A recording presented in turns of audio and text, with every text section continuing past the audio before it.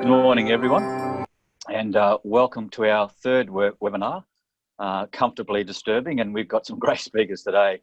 And if you think that we have been in an uncomfortable situation, our first speaker this morning is going to really let us know what being uncomfortable is all about. Now, as you're all aware, AFAN has been established to help those advisors who are really struggling, who are being forced out of the industry or being forced into a situation where they need to undertake education levels that aren't really relevant for their areas of expertise. And it's a little bit like being backed into a corner. That's the purpose of AFAN, is to give those advisors just another option to consider. May not be the right option, but it is an option to consider. And it allows advisors who don't want to be forced out, who don't want the door slammed in their face, to exit on their own terms. So yes, we're all feeling it. We're all quite disturbed at the moment with the current environment, but our speakers today are going to take us to a new level.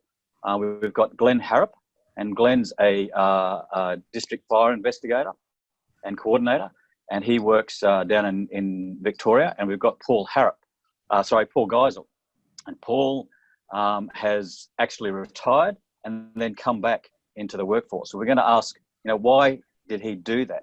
What was the reasons, or what did he have in his mind when he thought about retirement? And then when he actually got there, what was it like? But our first speaker today, Glenn Harrap. Glenn, as I said, is the District Fire Investigation Coordinator.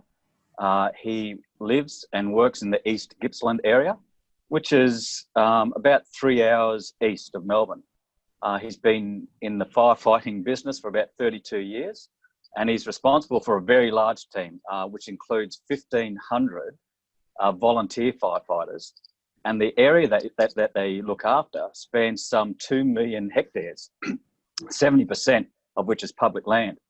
Now, in their normal annual routine, from about September leading up to Christmas, they are constantly putting out spot fires, simply because of the hotter, drier conditions. However, last year was a little bit different because their area had experienced 3 years of drought.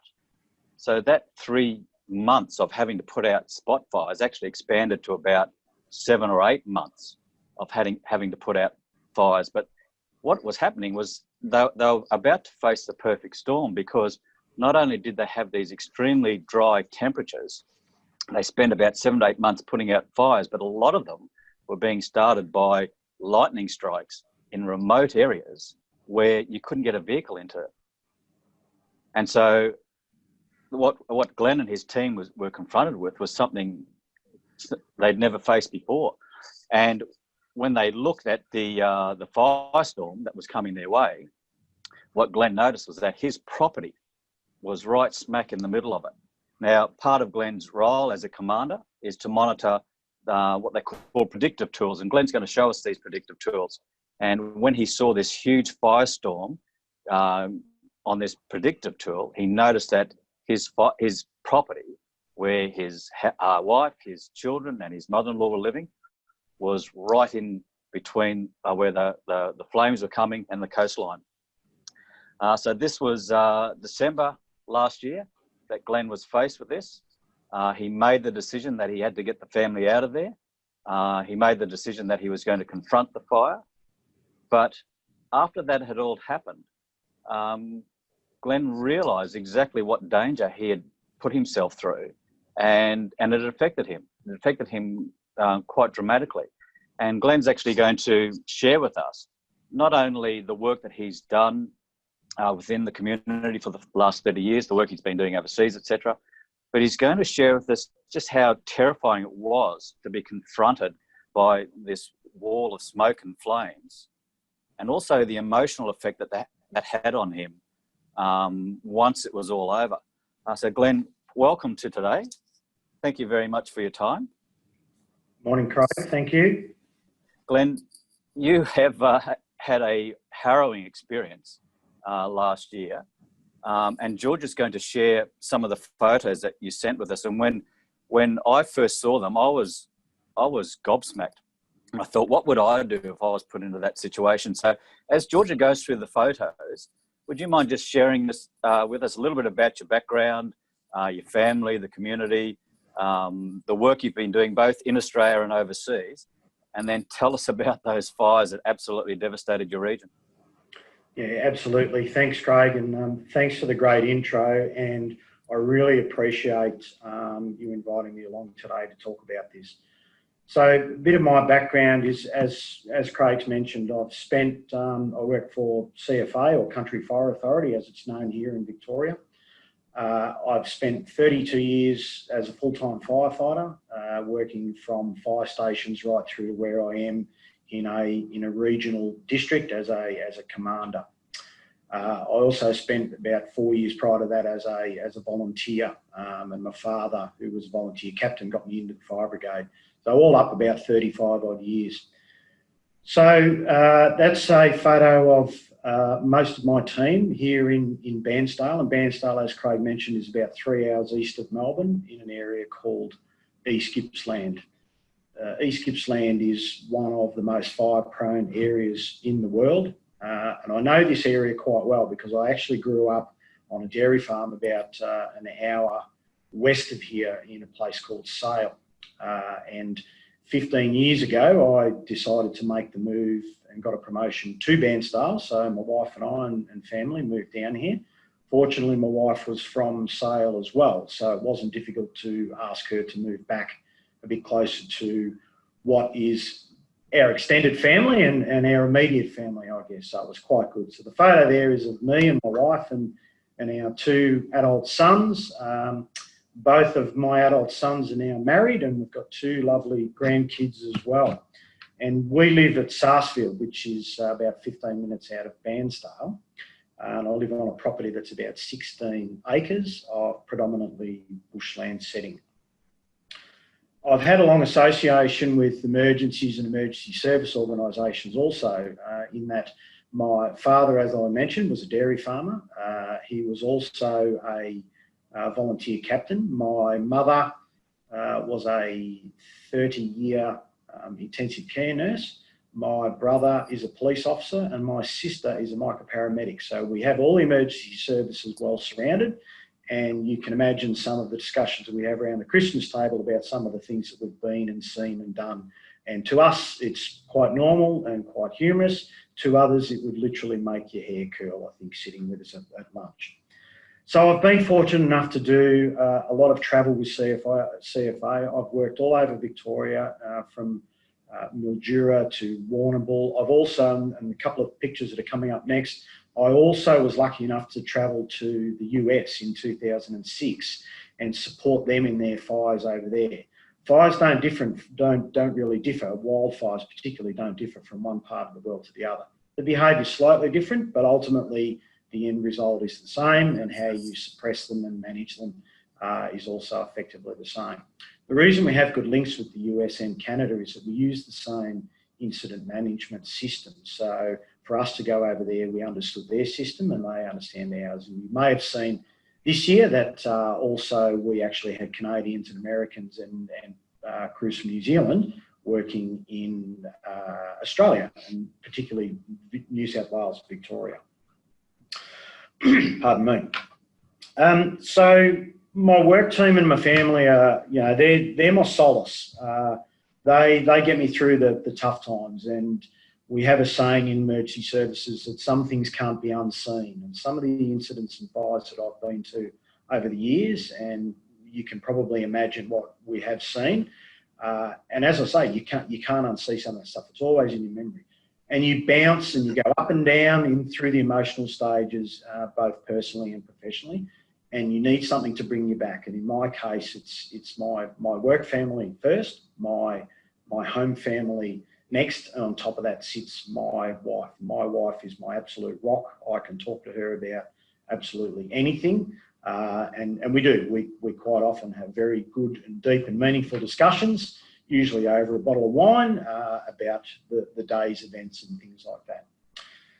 So why am I telling you that? Because later on in the story, obviously, it was difficult to bounce, and my rock was not the person I could approach, and I'll explain that as we go on.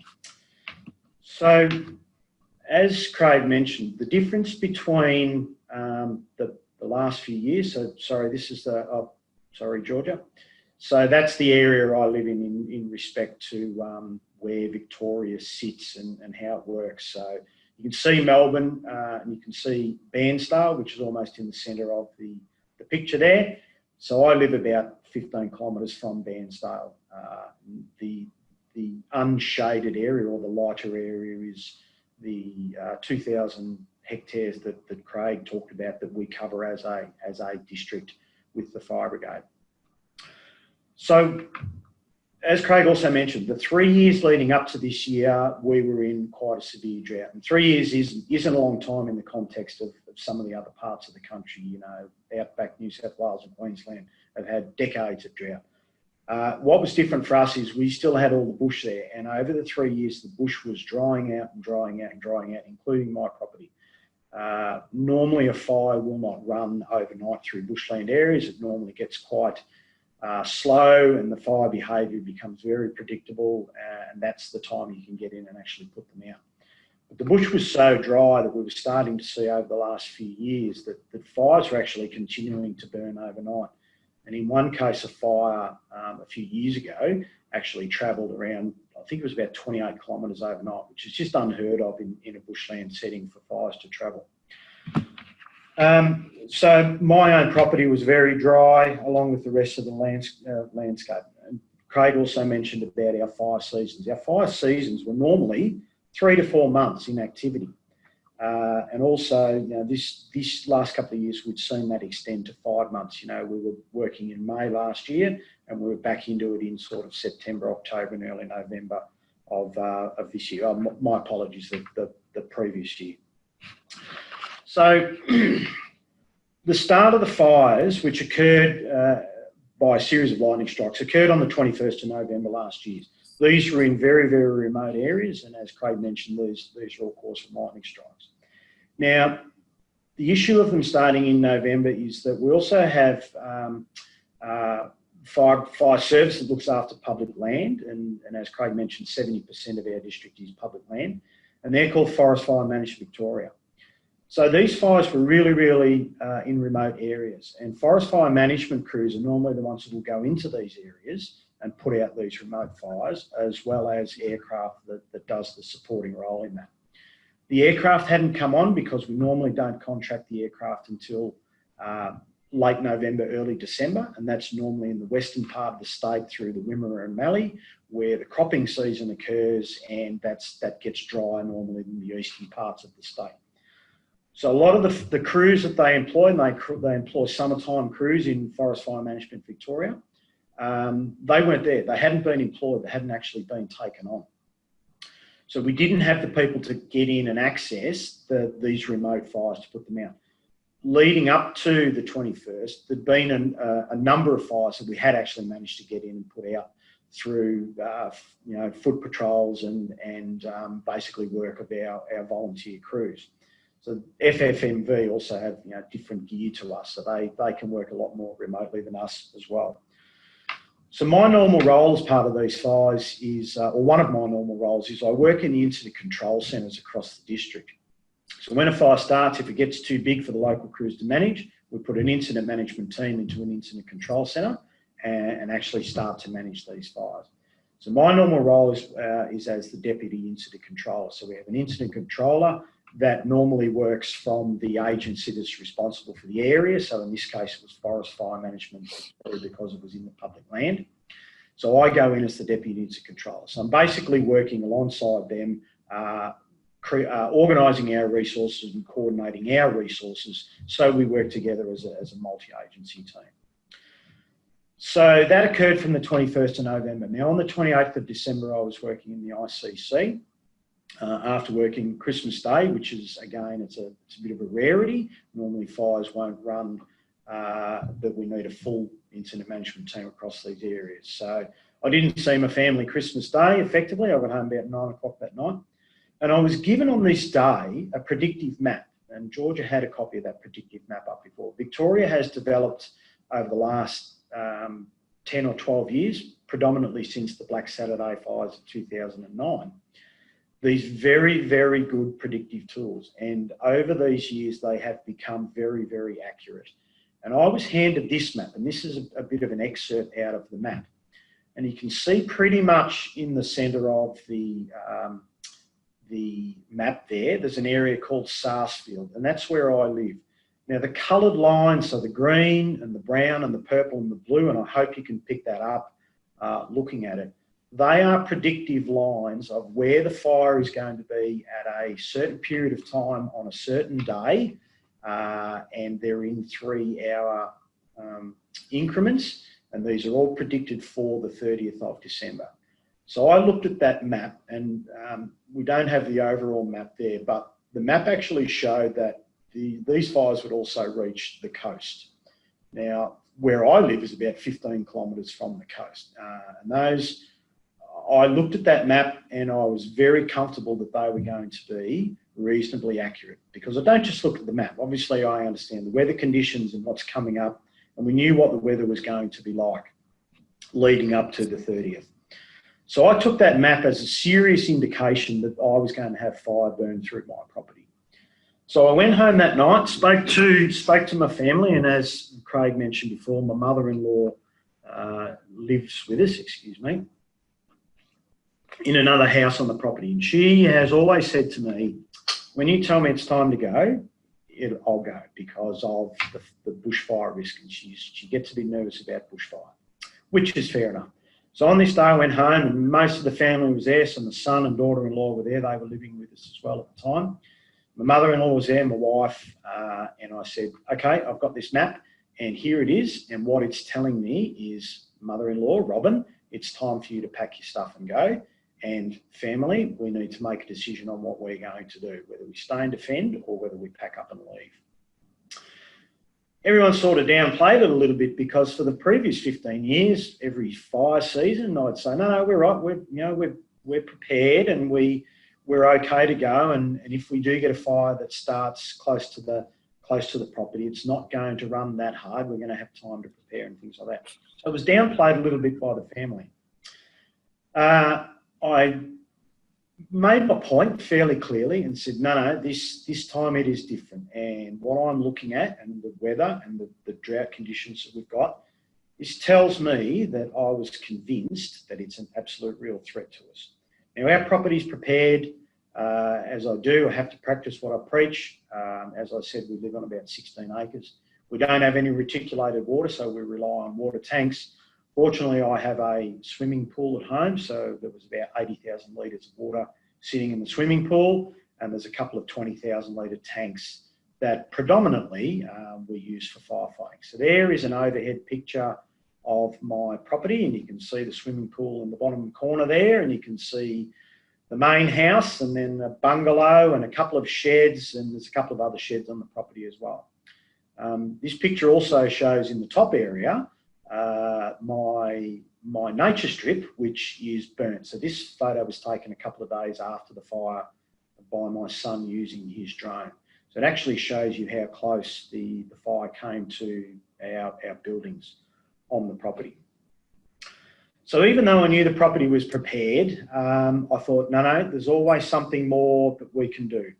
So I continued to do work. I said to my family, right, we've got to do this, we've got to do that. And we planned and we checked everything and we rechecked everything, or I did predominantly, but the family were helping. And they were all saying, you're a bit nervous about this, and you seem to be a bit worried about it. And I was, and it was actually to my detriment that I was actually doing this extra planning and extra work. It probably didn't need to be done, but as I said, I was very nervous.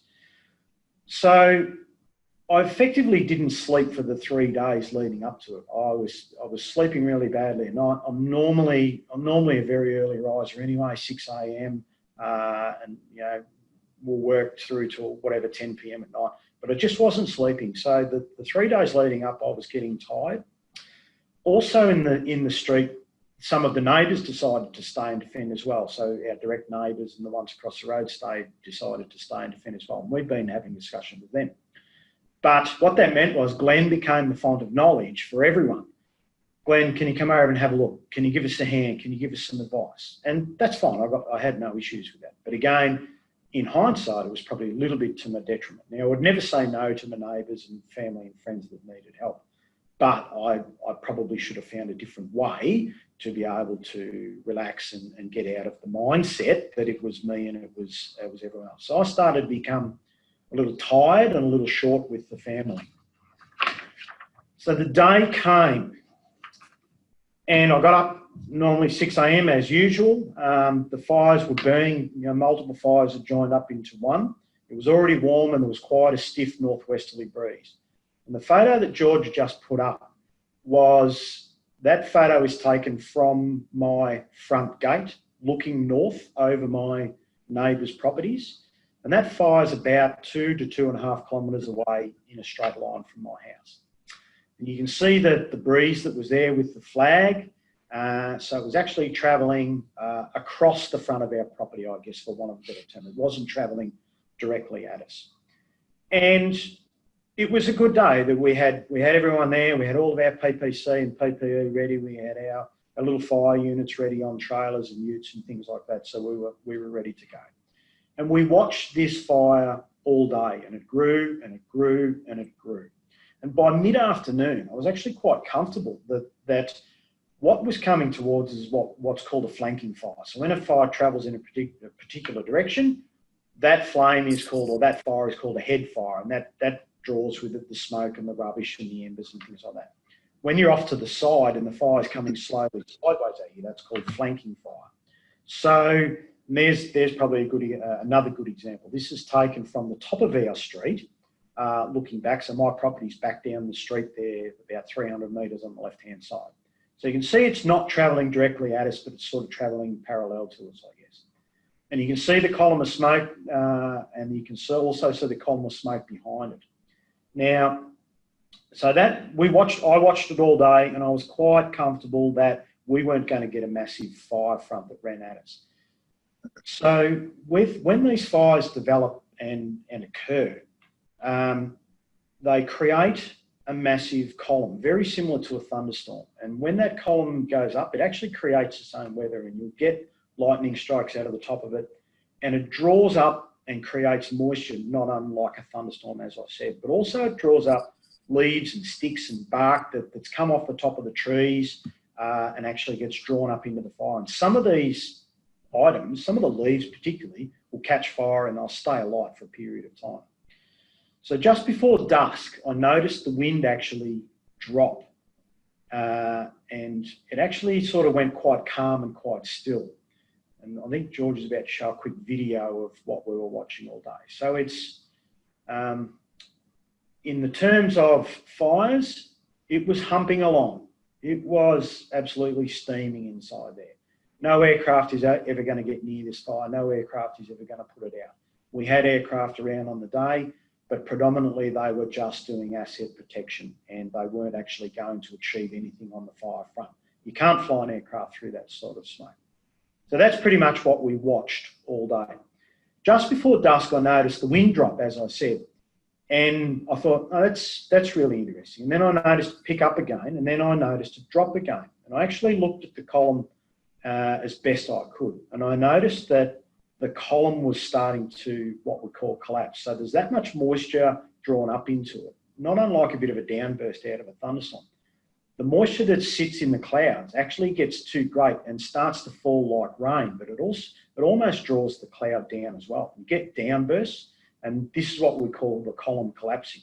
And it's like pushing an atomic bomb back into itself. So instead of it mushrooming out the top, it actually collapses and mushrooms out the bottom.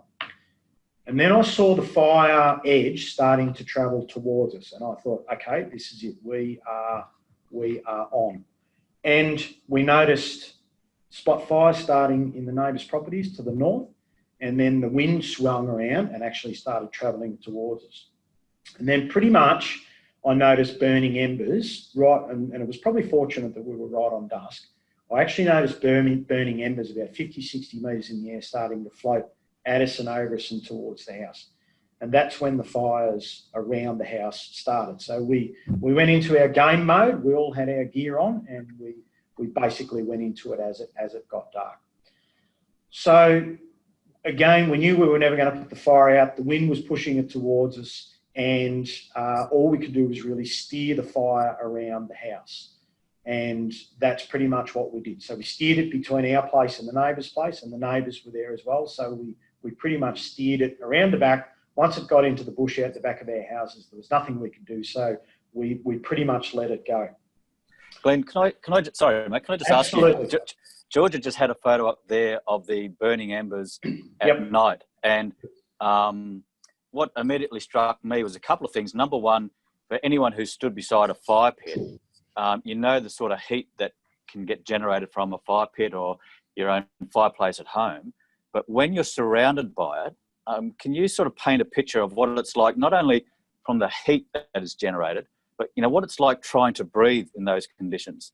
Because, you know, it's something that we don't get to experience, and we only see the photos. Can you run that through us for us? Absolutely. So, you know, and as you mentioned, you know, most people have stood around some form of open fire or a campfire or something like that, and you stand at the level where you're comfortable.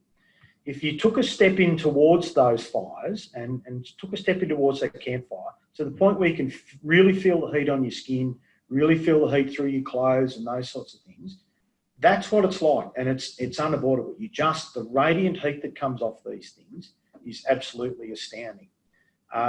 The air is dry. Every breath you take in dries your lungs out more and more. There's no moisture in the air whatsoever.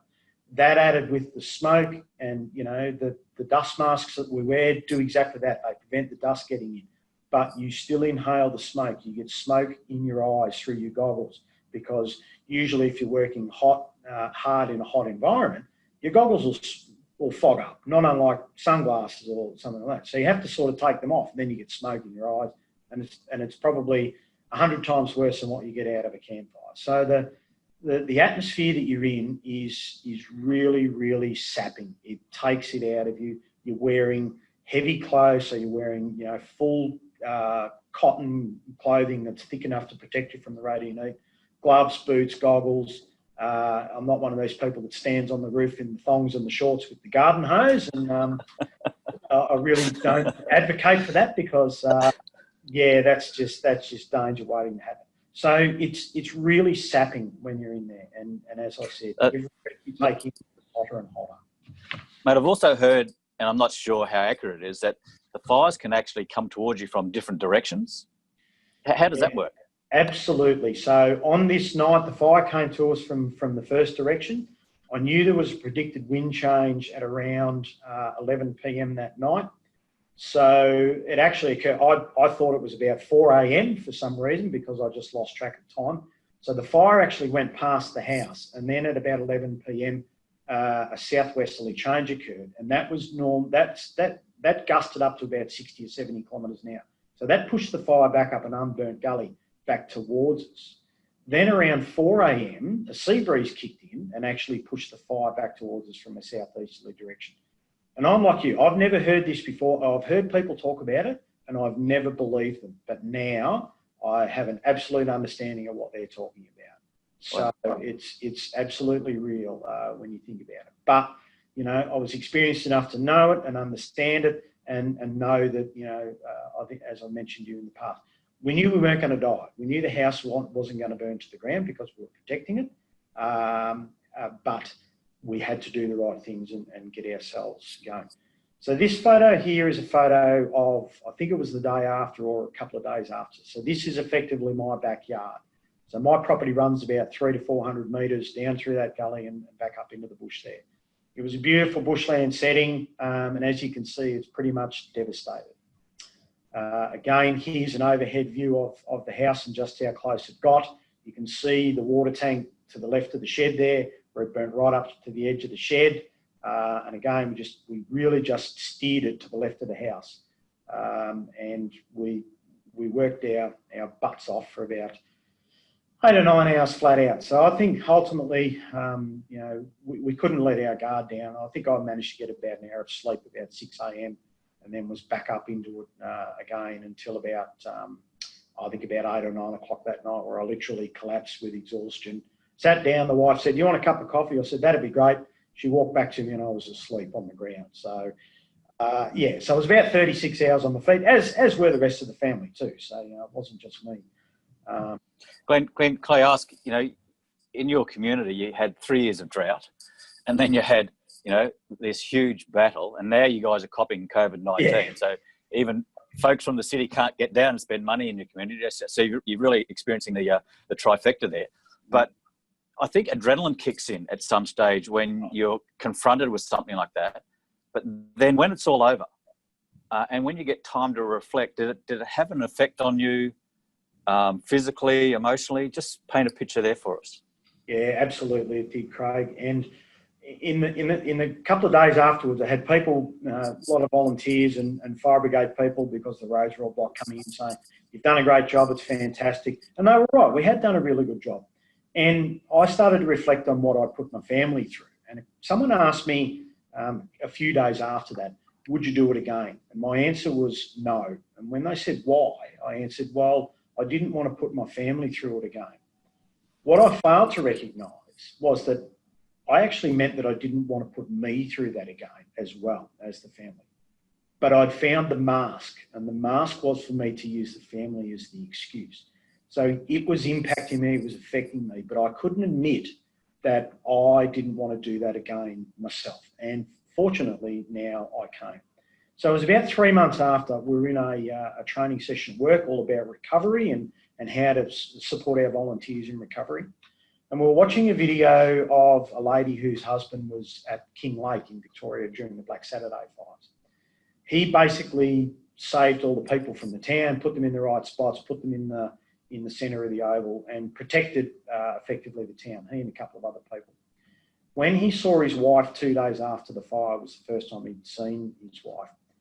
He obviously broke down, she broke down, they met each other. She said, "You've done a fantastic job," and things like that. And he said, "No, I've failed." Now, that word was the word that resonated with me 3 months later. And for some reason, the emotion came over me. I couldn't get it out of my head. And I thought to myself, I've failed. But I didn't know why, Craig. I didn't know why I'd failed, why I thought I'd failed. And ultimately, you know, in the past, I'd always managed to bounce back through my family, my wife. I couldn't tell my wife. You know, she was my rock, as I said, but I couldn't tell her that I was feeling this, and I don't know why. And to a point, I still don't know why I didn't tell her, because she would have been the first one to understand. So I basically broke down because I didn't know how to recover on my own. And the word fail, and apologies here, but it rocked the shit out of me, and it really put me on my backside. It sunk me. I couldn't bounce back. I'd been dealing with it for 3 months and I couldn't get up. So I went and I sought and I got professional help. And in reality, that was the only way I could do it. I told my wife what I was feeling and I said, "I'm going to get professional help." She said, "That's fantastic." And Glenn, being the good procrastinator that he is, said that I was going to do it and then didn't. And my wife hounded me and hounded me and hounded me. And, you know, we could talk about it then. And she said, "You've just got to make the decision and do it." And I did. And it took me another probably 2 to 3 weeks after I'd realised. But I actually went back to CFA, and CFA provided me the support that I needed, provided me professional help in a psychologist. And that's, in a nutshell, what I had to do to bounce back. I'm okay now. I'm not back to 100%. I don't think I'll ever be back to 100%, because, you know, something I think will still resonate with me. But at least now I can tell myself that I was masking the fact that I was using the family to mask the fact that I needed help, but I was using them as the mask, if that makes sense to you, to tell people that I didn't want to put my family through it again, where in reality it was me. Look, I'm certainly no expert in this field, but I think it's probably a fairly common story around Australia with men, you know, particularly our generation. We're taught by the mentors in our lives and our teachers to not show emotion, to, you know, grow up. And we're different. You know, I think ladies are better communicators than men. on the whole, and they tend to have a good network of friends that they can share their concerns and experiences with. But men, we tend to hold it inside for some reason. I don't know why that is. And you're absolutely right. I think for too long, there have been so many families that have been devastated because the male felt like there was no one he could turn to. Yeah. But there are people that we can all turn to, and they're our mates, they're our colleagues, but more importantly, they're our professionals that have a lot of experience. You're a professional, and for me to face a fire like you did, I'd be hightailing it out of there very quick smart. The thought of even confronting something like a 200-foot column of flames and smoke is beyond my thought. But, you have the confidence because you have the experience and the professional expertise. I think that's what we as Australian men need to recognise, is that there are professionals with the expertise in this area that we can turn to. Absolutely. And I can only advocate for that as much as possible, Craig. You're spot on in what you're saying. Yeah. Glenn, there will be questions coming through, and for those who are listening, there is a Q&A button that you can type questions through. I'm going to ask Glenn to stick around until the end of today's webinar just to answer any questions that come through. But mate, I support an emergency services organisation through my business. If someone is wanting to support the services that you work with, how do they go about doing that? Well, I sort of subscribe to a mob called Behind the Scene, and it's designed for emergency services. That's actually the pin that I'm wearing today. So it's not just designed for emergency services. It's designed for all first responders, including nurses and anyone that works in an emergency capacity, I suppose. So I've sort of turned to them a little bit. They've got some really, really great ideas on their websites and Facebook page and things like that. Again, they have a bit of a chat line where you can actually, almost ask questions anonymously and things like that. So I only discovered yesterday they actually have a donation button, but certainly if you need to support something like that, that does everything across Australia, not just Victoria. So if you're passionate about your local emergency service, I think this is one of the companies that can support you in supporting us. Yeah. Look, Glenn, thank you so much for your time today. Really appreciate it. Amazing story. We're glad that you got through it safe and sound, and the family safe and sound.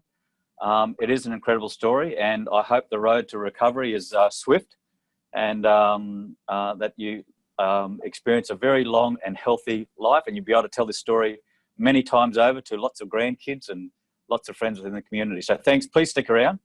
I will, Craig. And any questions that you could answer for the attendees would be much appreciated. Absolutely, mate. Well, everyone, I'd like to now welcome Paul Geisel. I'll just get my paperwork here. Paul has got a very long experience in financial services. He worked more than half of his life in senior management roles. For example, he was the head of premium financial services with the NAB, and his team included some 250 planners, lenders, and premium bankers.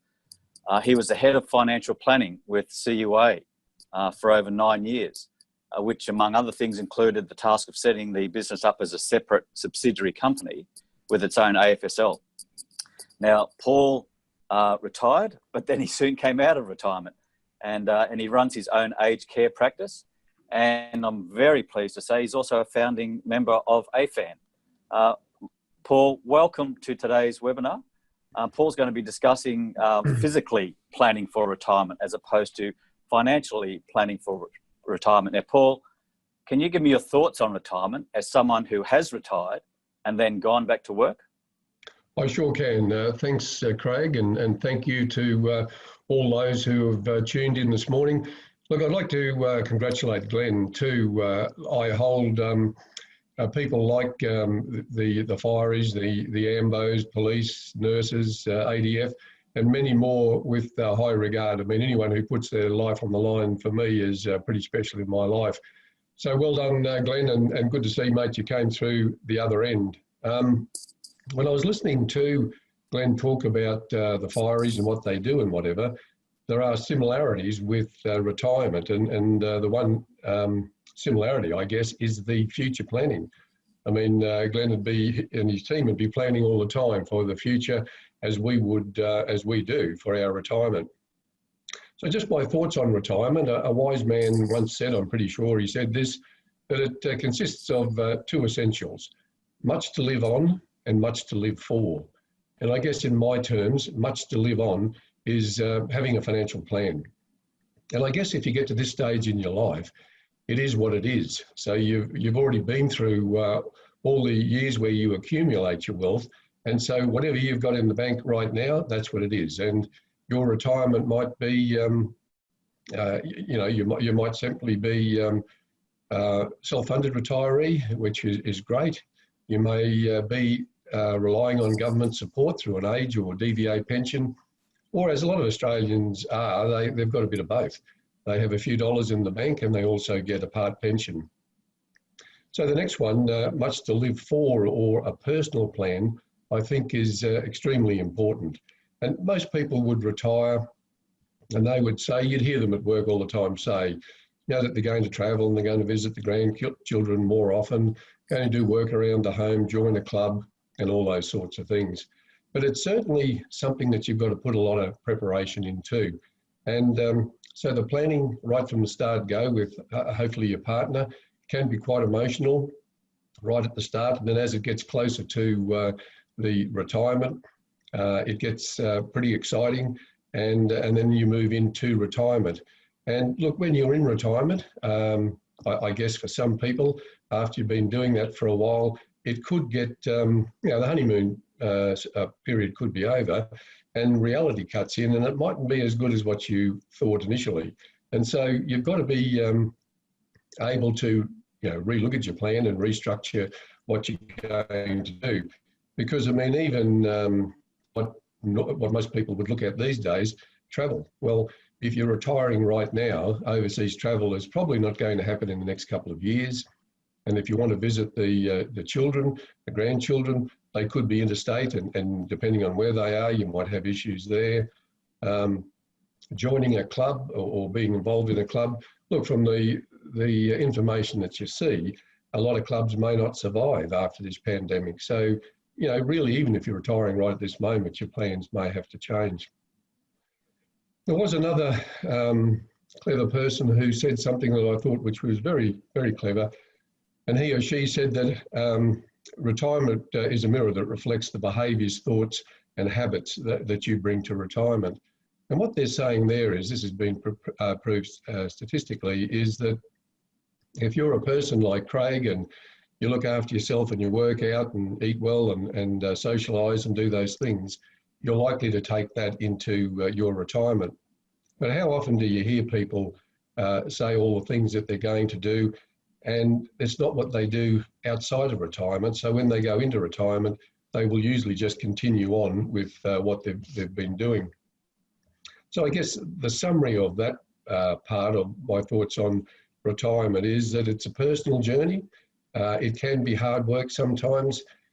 If you're in the old style, I guess, family where a person may have been at home and the other partner working or whatever, or even if they're both working and one is retired before the other, I guess when you come home and retire and there's the two of you together 24/7, I guess that could get a bit exciting from time to time. And certainly in my short time in retirement, I didn't realise there were so many rules around the house. But well, mate, you made a reasonable attempt, I would say, to retire. Do you want to share your retirement or your attempt at retirement story for us? I will do. So, yeah, look, I've had almost 50 years in the workforce, and a couple of years ago, it was just a case that I was probably sick of the change, and there goes the phone, and sick of just really what I was seeing in the workplace. And so I talked to the boss and said, look, I'd like to finish up and retire. So we agreed on a date on the 1st of May 2018, and it was all pretty exciting. I left. The next day, we went to Tasmania for 3 weeks.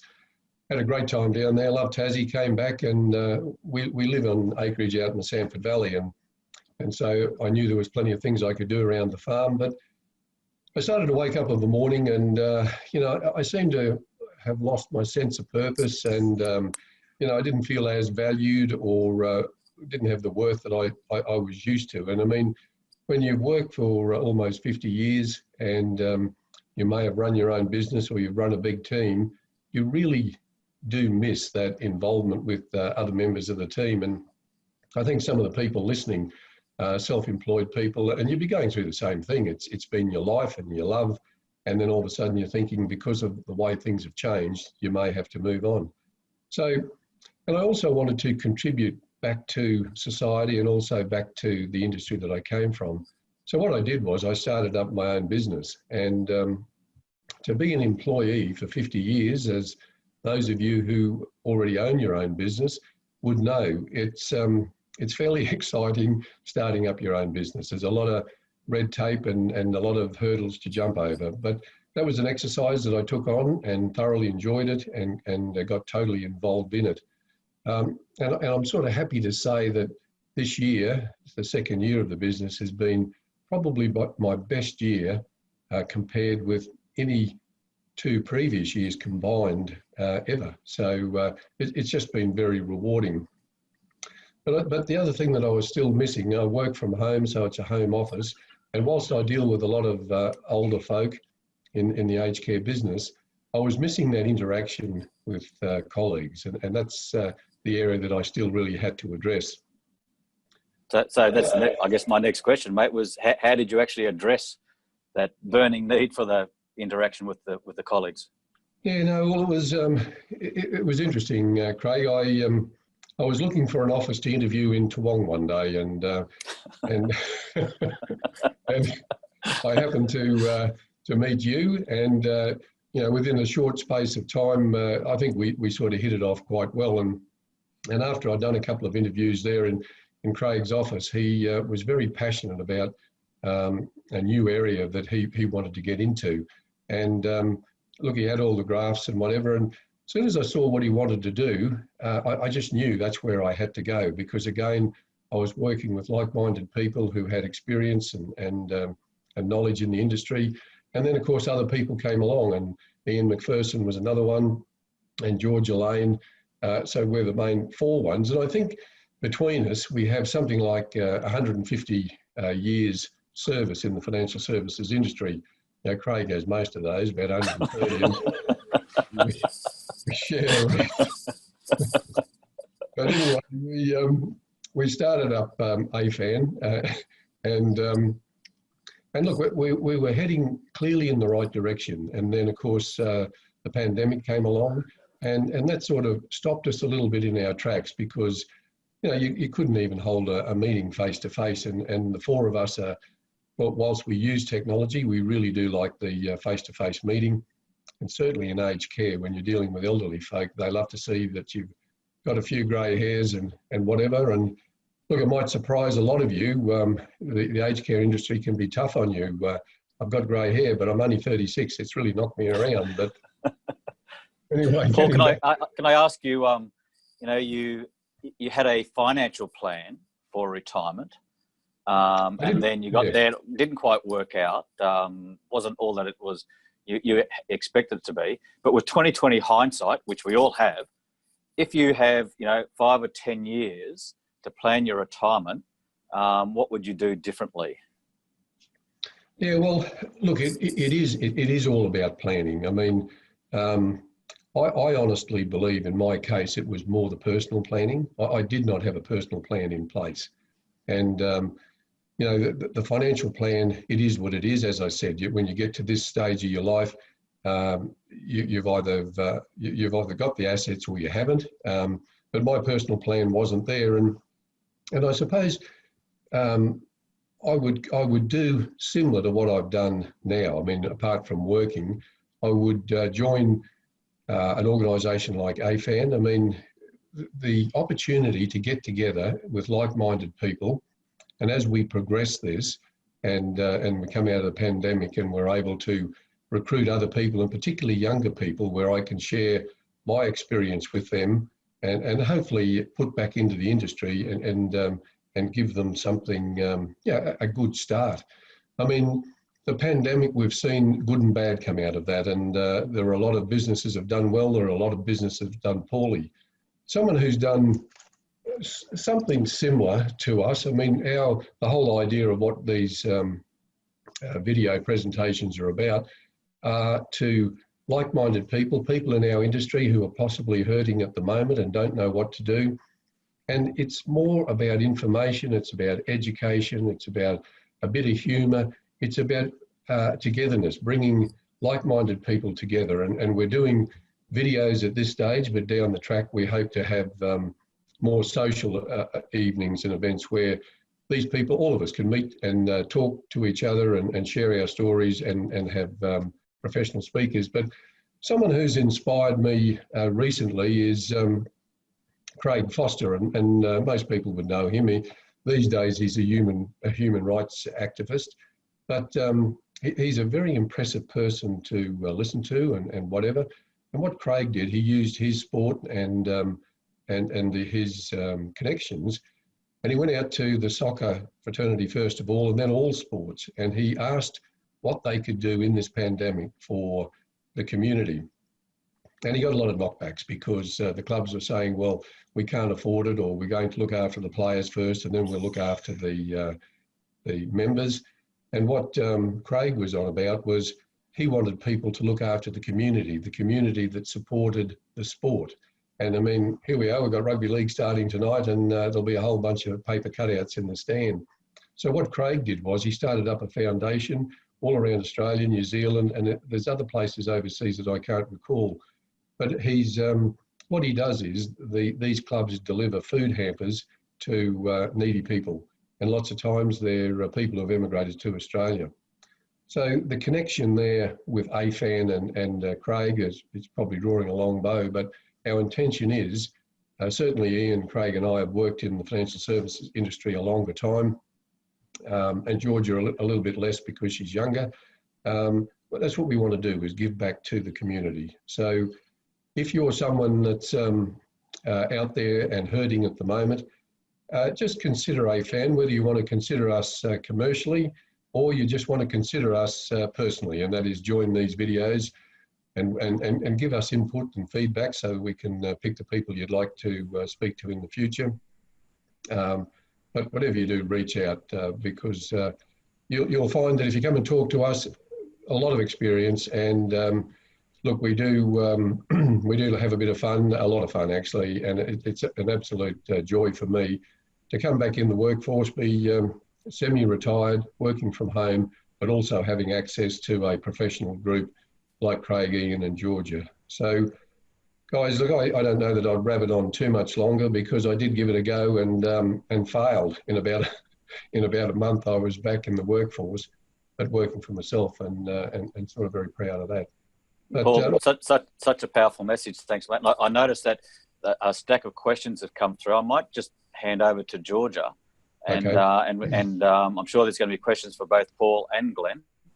Georgia, do you want to sort of take the reins from here? Sure, and I'll ask Glenn to come back in too. That was great. Thank you, Paul, and thank you for shouting me out as being younger than you do, because yes, that is true. It's been fantastic listening to you guys. Thank you so much. Glenn, your story is just amazing, and I think our industry can take a lot from what you've experienced, and also just connecting with your friends and colleagues and family, and seeking professional help, because we all go through difficult times, and we can't do it alone. And Paul, as you said, it's just so important that we do have a balanced life and include our families and friends, and have a wonderful conversation and community. That's what life's all about. And we've had some great questions come through, so I'm just going to read a couple through. The first one that came through was from Joseph Panthradil. What does it mean, this is to Glenn, what does it mean to steer the fire between you and your neighbours out to the bush behind your property? Yeah, so what I mean by that is that once the fire starts, obviously it's moved by the wind, and you can't put it out. Basically, you have to put out the edge of it and allow the fire to continue to travel in the direction it wants to travel, but almost just put the edge out as it goes along so it doesn't travel towards the property any further, if that makes sense. It's like burning along the edge of a road. It'll burn up to the edge of the road and continue along the edge of the road. And all I'm doing is creating that road by just putting the edge of the fire out as it sort of passes by, if that makes sense.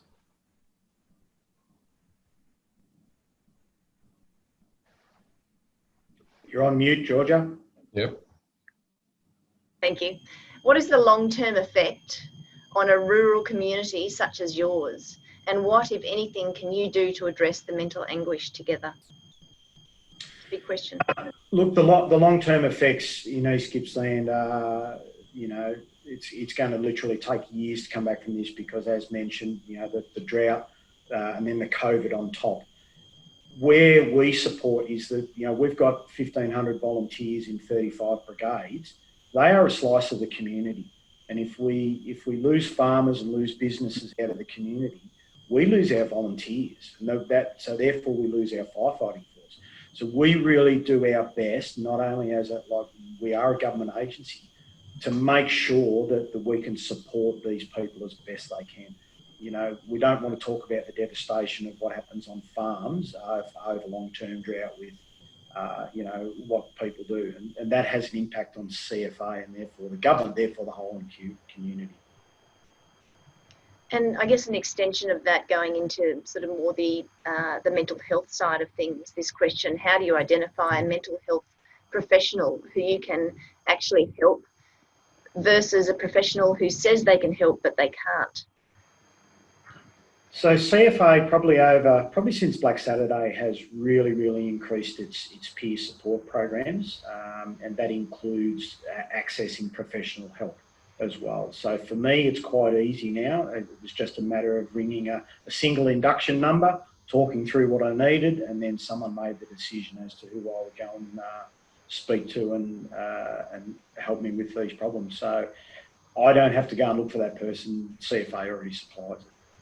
That's a great resource. It'd be great if we had the same in our industry, I guess, and probably a really important point. Craig and Paul, did you want to talk about that at all? I mean, this is one of the outcomes that we're hoping to learn from Glenn's message here. Look, I know that the AFA have a relationship with the professional body to offer professional assistance to those who are struggling. But I think that the important message is just to reach out. Sometimes it might take a little bit of testing the waters with different organisations, but these organisations, they employ professionals, people who have a long history and a lot of experience in dealing with those who suffer from mental illness. And it's not a stigma. It's like any other illness. You can break your arm, you can get a flu, you can catch COVID-19. That's an illness. Things like stress and anxiety, it's just another illness. It's nothing to be ashamed of, and all it takes is one phone call. Yeah, that's right. And I think you both, Glenn and Craig, said it. It's reach out to a mate. Look, at the end of the day, I love Australian movies, and if you go back to Crocodile Dundee and the good sort, I can't remember her name, said to Mick Dundee, what if you've got a problem? What do you do? And he said, well, you just tell Wally. Wally tells everyone else in town. All of a sudden, it's not a problem. And in some respects, that's how blokes usually act. That's why you have men's sheds and things like that.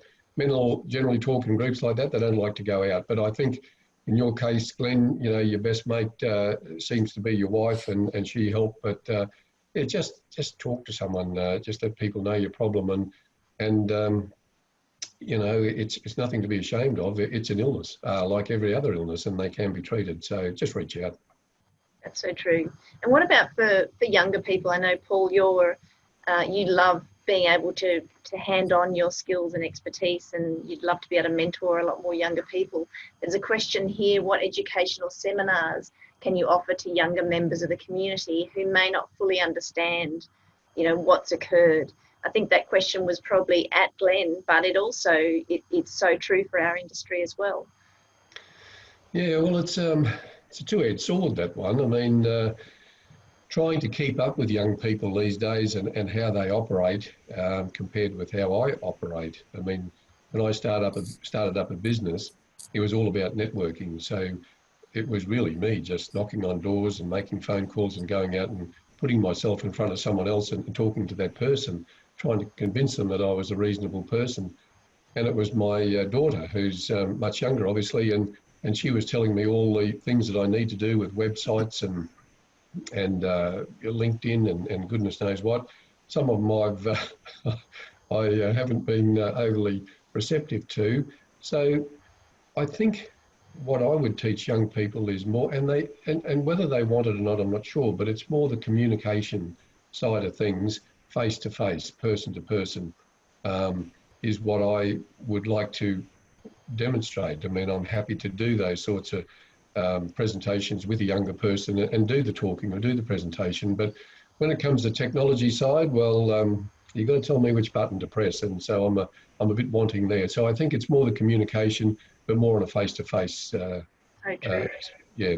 So true. And Glenn, what about you? What's going on in your industry to pass on your incredible, 32 years of experience to the younger generation coming through?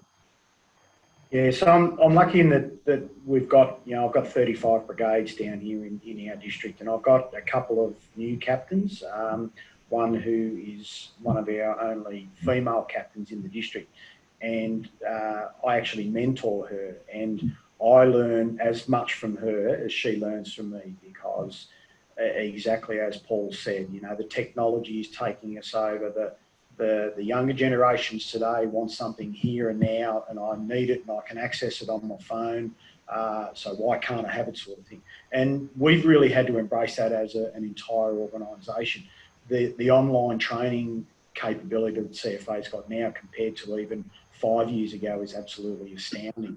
And that's what the younger generations want. So, if we don't move with the times, we're not going to get younger people into our brigades that are the future. It's like the local footy club. You can't have the 50-year-old bloke that's done full forward for 30 years continue to kick the goals, because he won't be able to. So and you have to train them in the way that they want to be trained and teach them the skill they need to have now, as opposed to waiting. Well, guys, we've just hit the 1 hour mark, so we need to wrap it up there, unfortunately, because we do try and keep to a schedule, because people have appointments and businesses to run. Thank you so much, Glenn, for sharing your story, for the powerful message. And Paul, thank you for giving us a bit of an oversight. We do have romantic views of what retirement should be like, but unfortunately it doesn't turn out that way always. But, No. Just such a powerful message from both of you, and we really do appreciate taking the time to share with us. Guys, I'll just say our next webinar won't be on the Thursday, a fortnight from now. It'll actually be on the Wednesday. And as you all know, we all get confronted with things that sort of blindside us, that it's like being hit by the tsunami. And that's a little bit what Phasia has been to our industry. We have been hit with a tsunami, and sometimes when you get hit with the unexpected, you just need to be able to learn how to react. And our speaker in a fortnight is a member of the military who has served in Afghanistan, and he's going to be talking about that very subject of, when you do have plans in place, whether it's fighting a fire or fighting the enemy or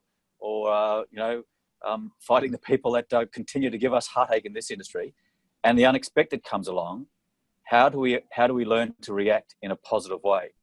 And I'm really looking forward to hearing some more great messages from people who are actually on the front line. So thank you once again, Glenn. Thank you, Paul. Really appreciate your time. God bless. See you guys in a fortnight. Thank you very much.